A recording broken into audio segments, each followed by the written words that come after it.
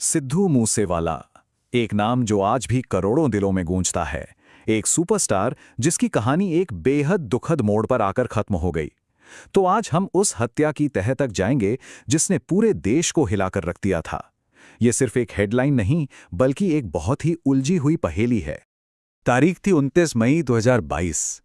दिन किसी भी आम दिन जैसा ही था, पर यह इतिहास में काले दिन की तरह दर्ज होने वाला था। शाम के करीब 4:30 बजे थे।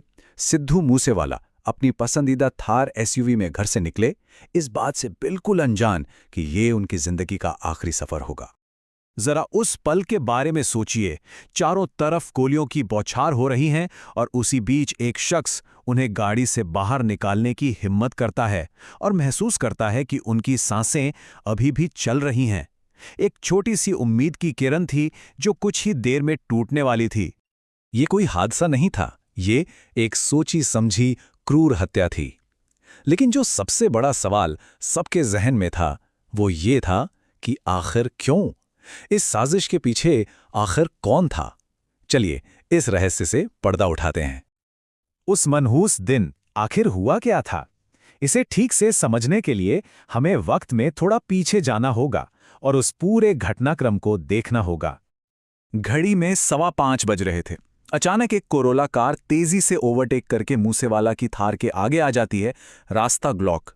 इससे पहले कि कोई कुछ समझ पाता, एक बुलेरो पीछे से आती है और सीधे टायरों पर गोली मारती है। और फिर दोनों गाड़ियों से 6 शूटर निकलते हैं और अंधाधुंध गोलियों की बरसात शुरू कर देते हैं। 30 से भी ज्यादा गोलियां। सोचिए, ये सिर्फ एक हत्या नहीं थी, ये एक तरह का संदेश था, एक ऐलान था। और 29 गोलियों में से 19 गोलियां सीधे मूसेवाला को लगी। एक इंसान के शरीर में 19 गोलियां। रिपोर्ट्स के मुताबिक 15 मिनट के अंदर ही उनकी सांसें थम चुकी थी। हत्या के बस कुछ ही घंटे बीते थे कि एक चौंकाने वाली खबर आई। एक गैंग ने खुलेआम सामने आकर इस कत्ल की जिम्मेदारी ले ली। लॉरेंस बिश्नोई गैंग के सचिन बिश्नोई ने एक न्यूज़ चैनल को फोन पर कहा, हाँ, मैं शामिल था, मैंने उसे मारा है, ये हमारे भाई विक्की के मर्डर का बदला है। पुलिस ने भी इस दावे को कंफर्म किया। तो ऑफिशियल कहानी ये बनी कि ये एक गैंग वॉर का नतीजा है, एक बदले की कार्रवाई। पर क्या कहानी वाकई इतनी सीधी थी? इस बदले की कहानी की जड़ें ना बहुत गहरी हैं। चलिए इस पहेली के सारे टुकड़ों को एक एक करके जोड़ते हैं। तो देखिए, सब कुछ शुरू हुआ विक्की मिड्डू खेड़ा की हत्या से। जब पुलिस ने शूटरों को पकड़ा तो एक नाम सामने आया, शगनप्रीत सिंह, जो मूसेवाला का करीबी था। लेकिन शगनप्रीत पुलिस के हाथ लगने से पहले ही ऑस्ट्रेलिया भाग गया। बिश्नोई गैंग को पूरा यकीन था कि मूसेवाला ने ही उसे भगाने में मदद की थी, और बस यहीं से बदले की आग भड़क उठी। अच्छा, अब सवाल यह है कि पुलिस ने इतने हाई प्रोफाइल केस को आखिर सुलझाया कैसे? चलिए देखते हैं। पुलिस ने एक एक करके सभी 6 शूटरों को पकड़ लिया। कुछ को गिरफ्तार किया गया तो कुछ पुलिस के साथ मुठभेड़ में मारे गए। मतलब सभी 6 का हिसाब हो गया। और जानते हैं सबसे हैरान करने वाली बात क्या है? इस पूरे केस को खोलने वाला सुराग था एक छोटी सी पेट्रोल की रसीद। हमलावर जो गाड़ी छोड़ गए थे उसमें ये रसीद मिली, और इसी एक रसीद के सहारे पुलिस सीसीटीवी फुटेज तक पहुंची और शूटरों के चेहरे दुनिया के सामने आ गए। तो सभी 6 शूटर पकड़े गए, केस सुलझ गया, बात खत्म, है ना? शायद नहीं, क्योंकि इस कहानी में एक और बहुत बड़ा मोड़ था, और वो था सियासत का। तो अब हमारे सामने 2 अलग-अलग थ्योरीज हैं। एक तरफ पुलिस की ऑफिशियल थ्योरी कि ये गैंग्स की आपसी रंजिश थी, और दूसरी तरफ मूसेवाला के परिवार की थ्योरी कि ये सिर्फ गैंग वॉर नहीं, बल्कि एक सियासी साजिश के तहत की गई हत्या थी। जरा इस टाइमलाइन को देखिए।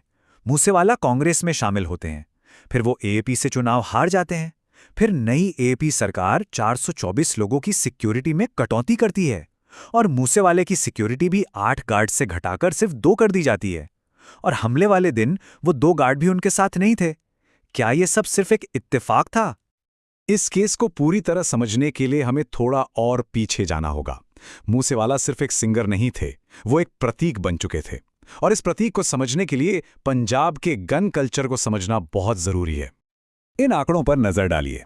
पंजाब में भारत की कुल आबादी का सिर्फ 2.3% हिस्सा रहता है, लेकिन देश के कुल लाइसेंसी हथियारों में से 10% यही हैं।